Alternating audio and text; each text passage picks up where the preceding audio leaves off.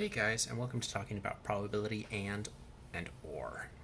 And or means that we care about either both events happening at the same time or one of two events happening. An example would be, let's say I have a die and I have a coin, and I want to flip heads on the die, and I want to roll a 1. Sorry, I want to flip heads with the coin and I roll a 1 with the die. So that would be an and situation, and I would only consider it a success if both of those things happen. So let's say I wanted a 1 and heads. Here I have a 1, but I don't have the heads, so it's not a success. So that's what we mean when we say and. When we say or, let's say we're going for the same scenario, 1 or heads.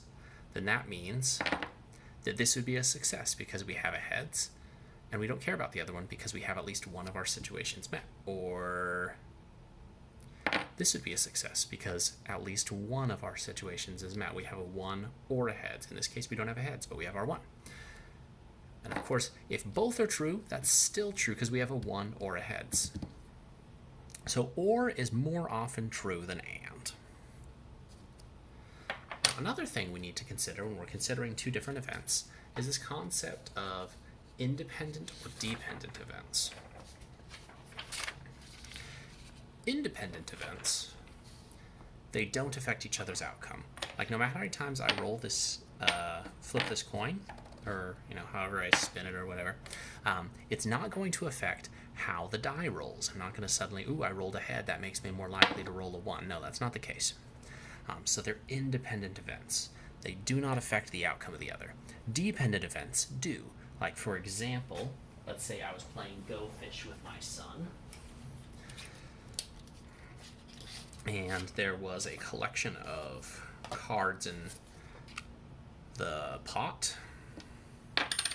There was a seahorse, a crab, another seahorse, and a clownfish. Now, if an event in this situation was taking a card out, let's say I want to try and randomly pull a seahorse. I'm going to go ahead and shuffle off camera. Now, I'm going to have two events. I'm going to try and pull a seahorse twice without putting the card back. This is also called without replacement. Okay, so I drew one. I drew a seahorse. Now, the chances of me drawing that seahorse the first time were 3 out of 5 because there were 3 seahorses and there were 5 total cards. Let's just confirm that. 3 seahorses, 5 total cards. Now that I'm leaving that card out, what are my chances of pulling another seahorse? Well, if there were 3 originally and I took one out, how many are left? 2. Out of how many cards are left? 4. Looks like I got lucky and I pulled another seahorse. But the chances of that happening for those 2 events would be the product of each individual event. So we have 3 times 2, which is 6, over 5 times 4, which is 20.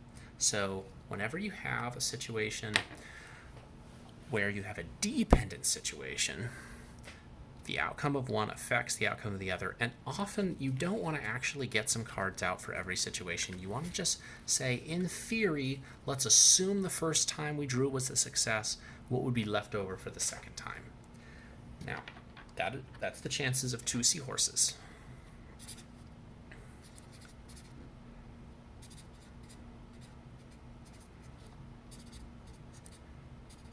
This is, remember again, we call that without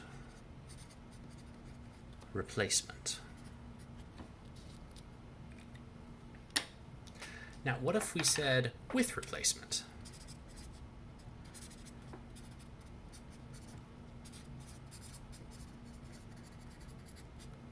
That means I still have the same deck of cards. I still have my crab, my seahorse, my clownfish, and 2 more seahorses. I'm going to shuffle them up again. What are my chances of drawing the seahorse the very first time?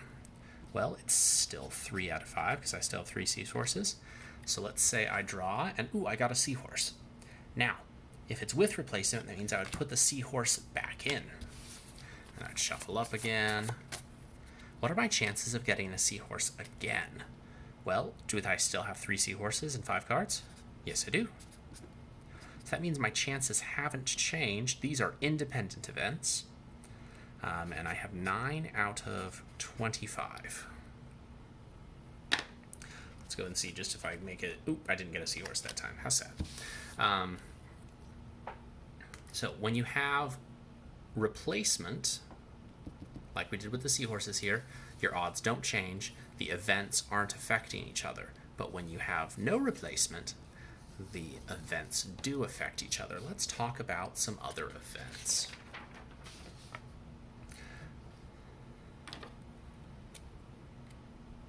Let's talk about probability of flipping heads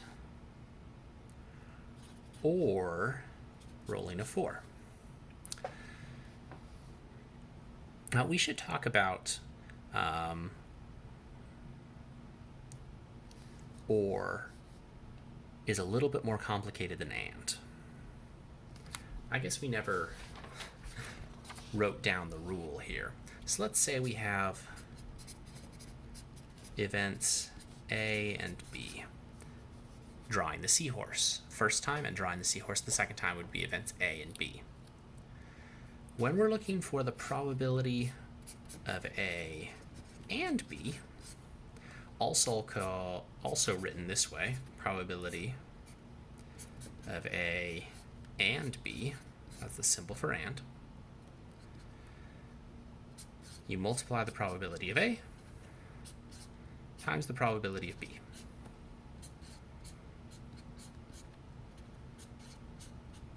Now I want you to notice that whether it was in a dependent or an independent case, this formula stays the same. So this formula is going to be the formula you always use for and. Let's talk about or.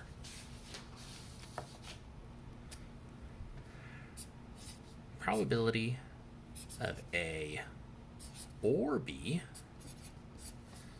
again I'll write A or B, is equal to the probability of A plus the probability of B minus the probability of A and B. It's like I run out of space there. I'll try and write that a little bit neater here, a little bit skinnier here, so that I can write that whole equation out.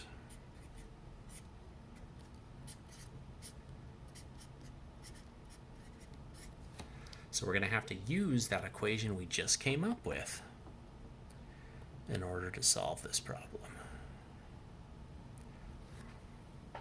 So let's go with something simple like the die and the coin. I want the probability of heads or 4. Okay. Well, if we're saying probability of heads is A, what is the chances of flipping heads? It's 1/2. Okay. What are the chances of rolling a 4? It's 1 out of 6. Minus, well, what's the chances of those both happening? We just talked about on the last page, the chances of something both happening is the product of their probabilities. So we have 1/2 times 1/6. And looks like I should probably move down here so I can do that computation. So that's going to be 1/2 plus 1/6 minus, what's 1/2 times 1/6? 1/12. Now, for the people in the room who aren't sure where to go from there, we need to convert everything to a smallest common denominator. Now, I know 6 goes into 12 and 2 goes into 12, so that's what I'm going to convert this to, all into 12ths. Well, how many times does 12 go into 12? Once, so no multiplication necessary there. How many times does 6 go into 12? Twice, so we need to multiply this by 2 on the top and on the bottom. And how many times does 2 go into 12? 6 times, so I need to multiply by 6 on the top and the bottom. So now I have 6/12 plus 2/12 plus 1 minus 1/12. This is going to give me a total of 7/12.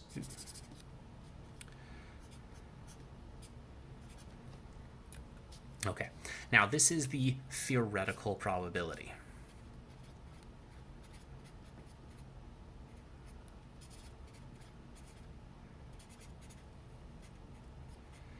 Theoretical probability. Now, I keep saying theoretical probability in my videos. Let's do experimental probability. Experimental probability is if I actually rolled these things and see if I could get successes or failures. And I want to compare. I want to just see, will experimental probability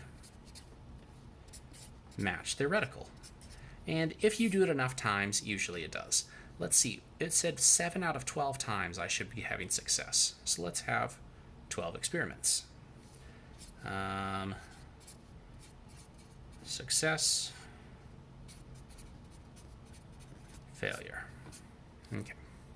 I'll just keep tally until we get up to 12. Okay, I rolled tails and a 4. Hey, I was looking for a 4. That counts as a success.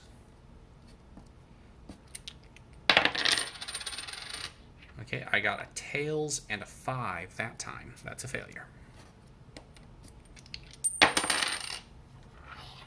Okay, that time I got a 5 and a heads. Ooh, I was looking for heads. That's a success. Okay, that time I got a tails and a 4. That's a success. Okay, that time I got a tails and a 5. I'm starting to think this dice might not be fair.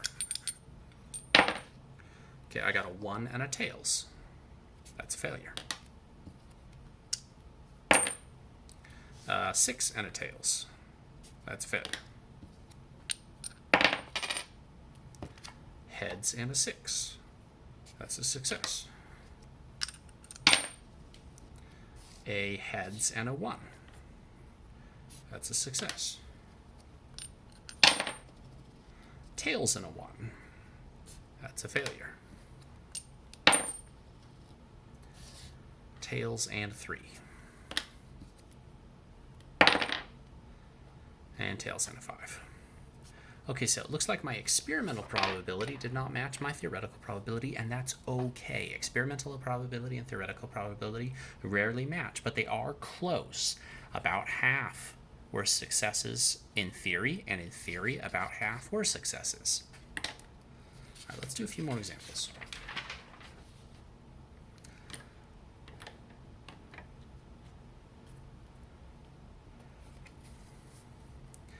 Let's say I have that same deck of cards before, where I have 1 clownfish, 1 crab, and 3 seahorses. And I want, hey, what's the probability that I will get a clownfish or a seahorse?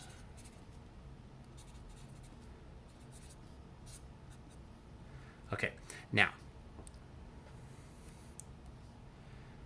that should be equal to the probability of the clownfish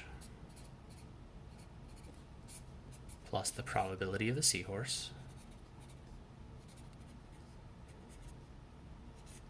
minus the probability of the clown and the seahorse.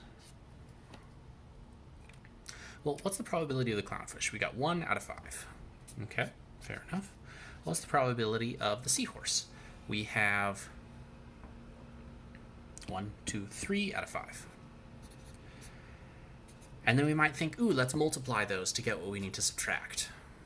But that's only true for independent and dependent events. There's one other kind of event we need to talk about, and that's mutually exclusive.